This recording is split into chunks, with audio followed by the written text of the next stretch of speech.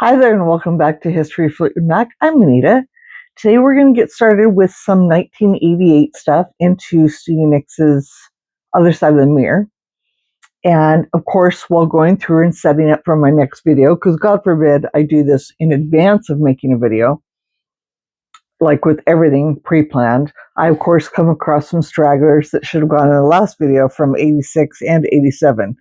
But what would a video of mine be without some extra stuff, some extra content, some stuff that you thought, oh, I wonder if she has that. And surprise, I do. It was just in a completely different area than it was supposed to be. So it's weird because a Fleetwood Mac item was with Stevie Nicks and a Stevie Nicks item was with 1990s Behind the Mascara stuff. So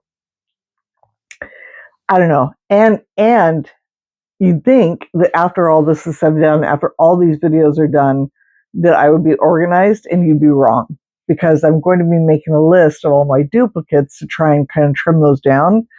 And yeah, so I'm going to have to pull these all back out again anyway. But we're going to start with an unopened, pretty sure, yes, an unopened, because I have it in a couple different formats. But just a nice copy of a Weedsport, New York, August 15th, 1986 Stevie show. It was an FM radio broadcast from Westwood Radio 1. I thought it was Westwood 1, but nonetheless. I don't believe this is the complete show at all. There's only 7 songs, so I'm pretty sure that's not complete. I don't even know how this sounds. I know that I have another one that will be coming up that I have played. It sounds fantastic. This one I'm not too sure about. It's a bootleg. They did it up nice. It's a great cover.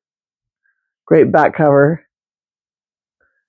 I'll talk a lot about these photos. I mentioned it with the 45s, but when you see all the rest of them in my scrapbooks, my first photo, I mentioned how dear it is to me. But yeah, so this was from 1986, a live album that should have gone with the Rock and Roll stuff, but it did not. Also should have gone with the Rock and Roll stuff was this really cool single, not a single, but like a compilation album. And I think I've got it all back in the plastic, so I can't. Oh, it's not a gatefold. This is so much fun. This is so 80s. First of all, this cover is so freaking 80s. And I'm living for it. The pastels, the little scribbles, I don't know. But it has Stevie Nicks, it has this 4-minute and 48-second version of Stand Back on it. And otherwise, it's a great album. It's just, when you put it on, you play everybody on there, because it's got a great selection of everything. And, it's just one of those extra Stevie things, just because she was on there.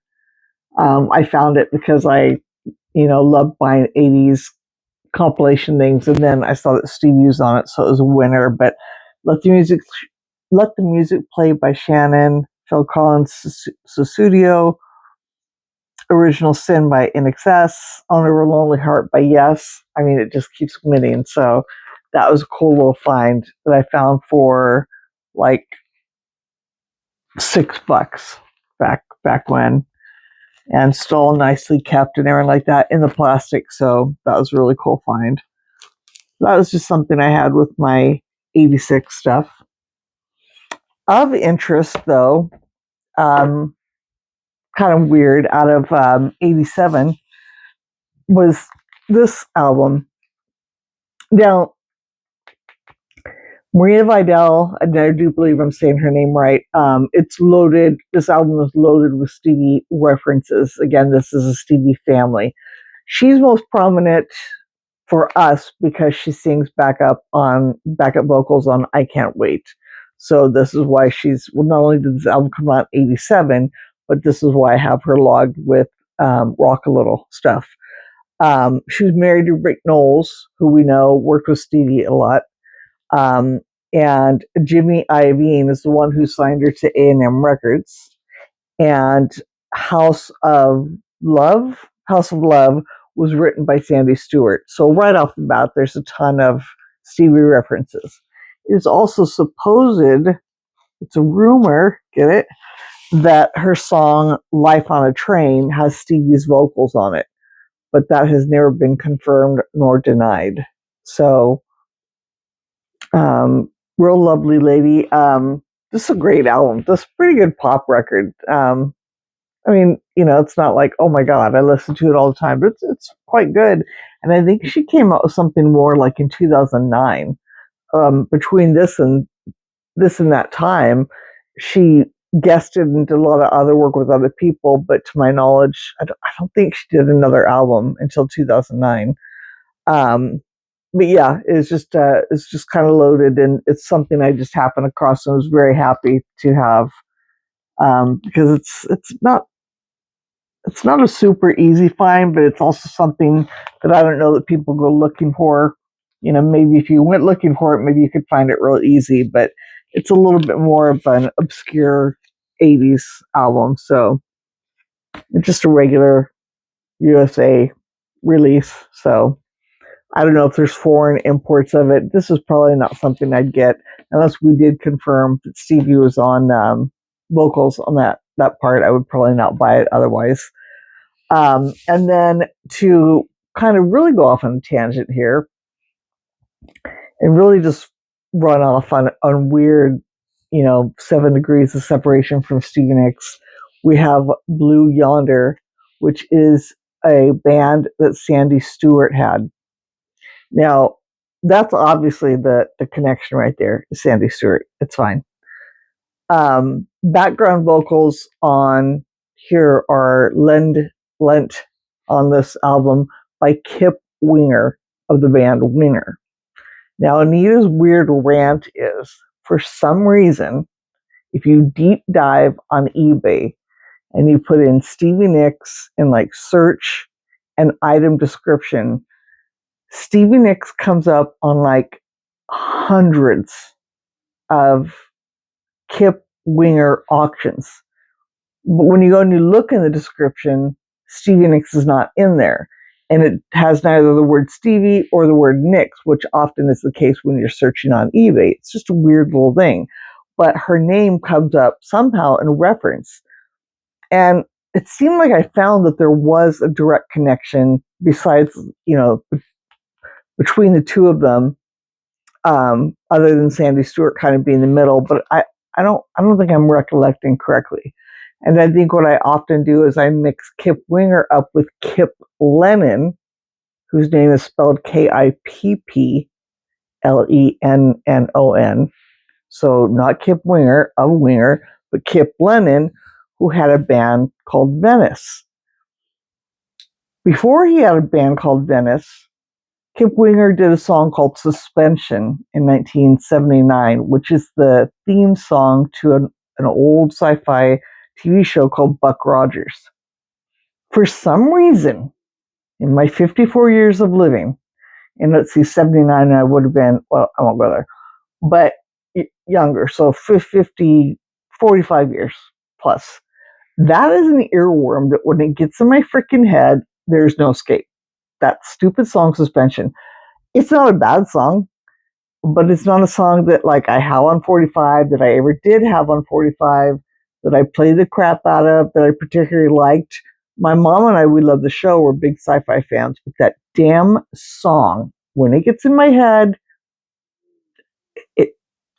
it's there for days. I don't really mind it, but it's that hiccup song where you not just get it stuck in your head, but like you're stuck on like one line over and over. You know what I'm talking about? So to reel us back in a little bit, Kip Lennon, again, was in the band Venice, and he was introduced to Stevie through Glenn Parrish in 1988. So it's kind of around this time thing, so see, I'm not that far out of bounds. I'm way the hell over here, but not that far. But, and then I guess, during the, 90s, through the 90s, I'd say Stevie would pop up at a couple of Venice shows as a guest vocalist. And I want to say that at some point he popped in on her show, but it's been a couple times where Stevie Nicks showed up at a Venice show. I don't think she's showed up on any recordings for Venice. But yeah, so that's how I got from point A to point freaking 3,679. But I'm just saying, it was just kind of one of those weird things where I did look that up because I'm like, no, am I right that there's nothing more Stevie related than Sandy Stewart? And then that got me on the Kip thing. And then the other Kip, bear with me. It'll happen maybe one more time in all the videos I ever make. But I thought that was kind of funny. And there's some fun facts for you too. If you ever play like way existential Stevie Nicks trivia, right? Now you have some fodder. So that is this album. This is an American release. Nothing too fancy about it. Kind of cool to have. This is also a pretty good album. I haven't listened to it in years. And right off the bat, I can't think of House of Love. I think is the big hit that came off this. And Blue Yonder was also kind of short-lived for Sandy Stewart, but you know, I have because it's related to Stevie. And rounding out 87, eventually, we have this show was with my Stevie Nicks stuff, but it's technically, it's a Fleetwood Mac show, and it's a 2-album set. And again, it's one of those ones that I'm thankful has the paperwork inside. And it was a Hot Rocks, enclosed is your station's copy of Hot Rocks, which is to be aired in accordance with your program agreement the weekend of May 22nd, 1987, featuring Fleetwood Mac. And this came out May 15th, 1987. And there is interviews with Mick Fleetwood, Stevie Nicks, Lindsay, and that appears to be it.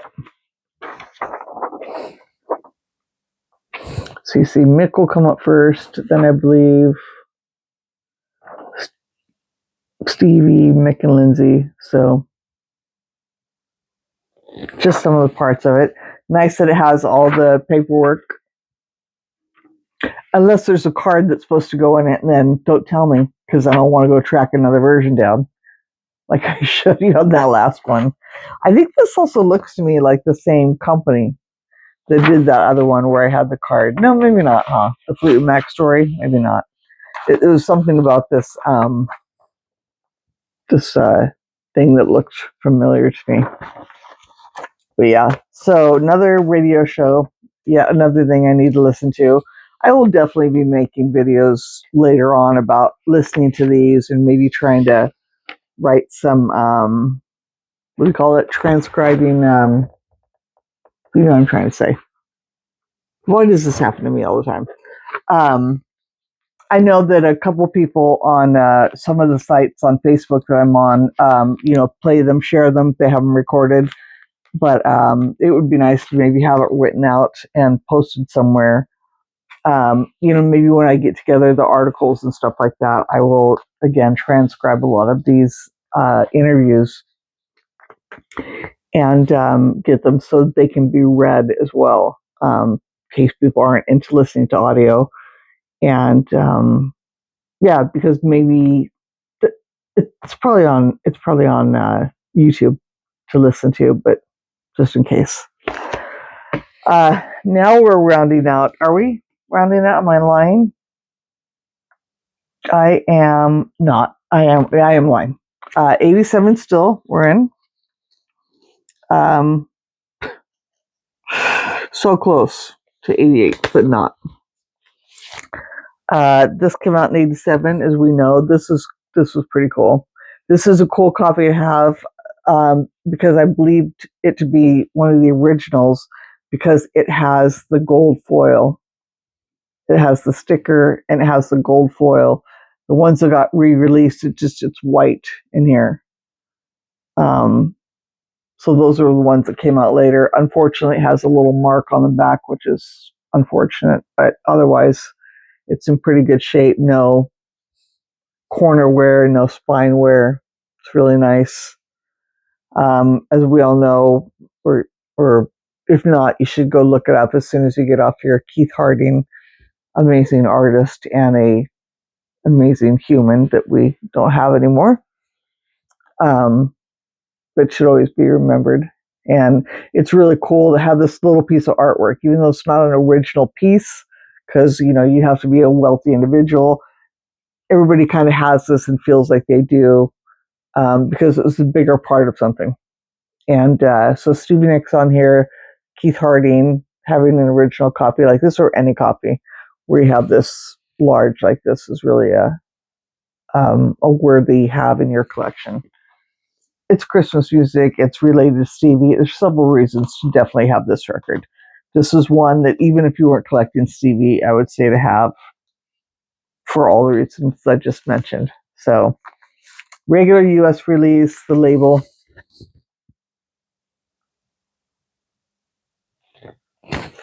And again, now we're going to finish 87. Again, kind of a random thing.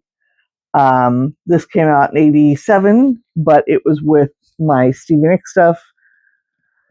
Strange, but wonderful. MTV, still pretty popular, still pretty much music in 86, 87. And this was MTV High Priority, which included artists that came together and fought for this cover collection of songs. Is an unfinished sketch by Andy Warhol. So kind of much like this, it's kind of got some cool artwork on it too, if you're into that kind of thing. Though he had signed the piece, he passed away before he got a chance to complete it. Andy's artistic contribution was a way of donating time and energy to a project that was very important to him. And what this is for breast cancer research, which is what all the funds went to. So I hope boobies are okay on, I hope I'm not going to get shut down on YouTube. God, I never even thought of that, because it's so freaking weird, YouTube, right? But Stevie is inclusive here. Her participation in this is, was definitely cognitive, I would say, right? And I don't think you could just go put on, anybody's music without their consent. So I think that that's really amazing of Stevie. Her donation of songs is I Can't Wait. We also have Cyndi Lauper, Time After Time, Belinda Carlisle, I Feel Magic, Grace Jones, Slave to the Rhythm. Grace Jones, she's badass. I love her. So, yeah, just a real neat record. Nothing much on the inside, but some neat artwork on the front, a neat cause, and another cool item, Stevie Nicks relatable wise, or just a cool 80s mix with proceeds, probably not now, but once upon a time, hopefully it did a good thing and brought some money to a noteworthy cause. So that was that. Guess what? Oh my God, now we're on to 88. So we are going to start with Fleetwood Mac's Greatest Hits. This will be the first Greatest Hits album that they put out. It was a pretty decent collection. It had 1, 2, 3, 4, 5, 6, 7, 8, 9, 10, 11, 12, 13 songs, 2 of which were new on the album. I think is there just 2? Yes, on the 2 songs. So yeah. So this came out in 88, and then of course we would get the Chain 25 Years, which is a more cohesive collection. Obviously, you can go bigger because it was 4 discs and such. Then we got the very best of Fleetwood Mac in 2000. I'll get to that, my CDs eventually. And then we have the box sets, and boy, now we're grounding them out. We're really getting them out a lot. But when this first came out, this was a very worthy, thing to have. Shortly after this, we'd see Stevie's first real collection of greatest hits with 1991's Time Space. So not too much further out, in that regard. But then, they just kept coming with them. No new material, but kept coming. Stevie had some new stuff. But Fleetwood Mac actually would not have anything new unless they added something.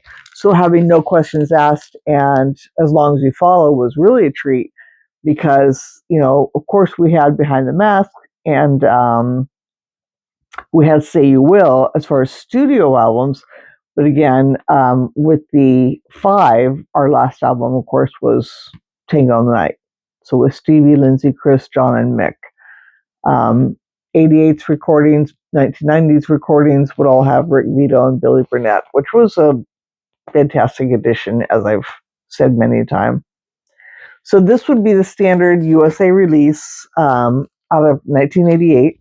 I also have a copy that came out in 2014, and it was just the standard, it was the album over again, just a reissue. Showing the came back out again, and it's also just been reissued as a Walmart exclusive, which was brought to my unfortunate attention by you know who you are. And it's green vinyl. It's forest green vinyl. And I actually made it to Walmart looking for it, and unfortunately, they didn't have it in stock. I actually had a little bit of money to get it, and no such luck. So I'm on the hunt. This was also really cool when it first came out because there's, all these great photos included inside. Many of you are familiar with them. Nothing really new or fancy, but nice. It's always nice when you see a, big collection of your favorite band. Nice write-up by Stephen Davis, who did the book with Mick Fleetwood. So yeah, so to my knowledge, there is only I think there's a couple, obviously there must be some versions from around the world. But as far as releases, there would be this one, and to my knowledge right now, just that new 2025 Walmart exclusive green vinyl edition. I don't believe there's any other re-recordings of it, and it is not yet included. I don't think it would be ever as a remaster in any kind of box set right now, but hold on, that could happen in our lifetime. Normally I do singles first, but it's just the order I put these in this time because I wasn't sure if I was going to keep them separate or not. This was the 12-inch version of Hold Me from the 1988 collection out of Germany. And this had Hold Me on one side, No Questions Asked. So one of the new songs on the B-side, which is pretty cool. And I Loved Another Woman Live from the 1987 Tango on the Night release. And this was the back.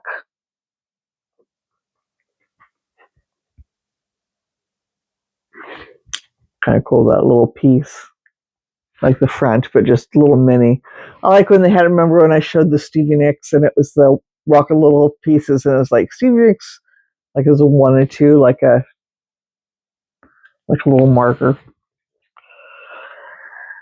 So we have that. Then we have As Long as You Follow, and this one is the UK release.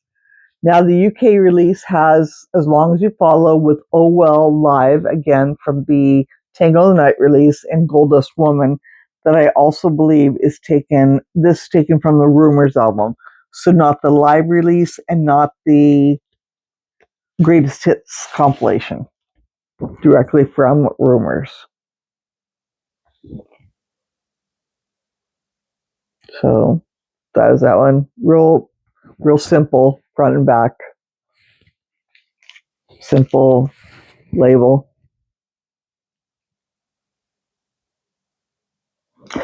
And I also have it out of Germany, and you'll notice pretty much the only difference here is here. It just says, As Long as You Follow. But I believe, and it's different on the back too. And I believe it has, yeah, same B-sides.